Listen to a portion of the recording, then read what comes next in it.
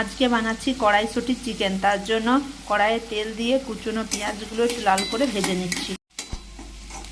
পেঁয়াজটা লাল করে ভাজা হয়ে গেছে, এরপরে আদা রসুনটা দিয়ে ভেজে নেব।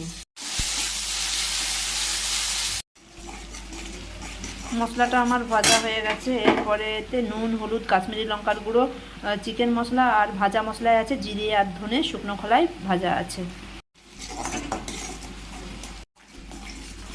মশলাটা আমার কষানো হয়ে গেছে। এরপরে মটরশুঁটিগুলো দিয়ে দিচ্ছি, একটু নেড়ে নিচ্ছি।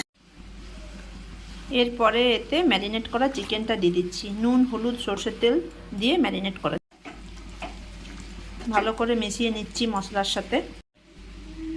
এবারে এটা ঢাকা দিয়ে দেবো। চিকেনটা অর্ধেক সিদ্ধ হয়ে এলে এতে পেঁয়াজ কলিগুলো কুচি কুচি করে কেটে রেখেছি, পেঁয়াজ কলিটা চিকেনটা কষানো হয়ে গেছে। উপর থেকে ধনেপাতা দিয়ে একটু মিশিয়ে নেব, তাহলে হয়ে যাবে। কড়াইশুঁটির চিকেন তৈরি হয়ে গেছে।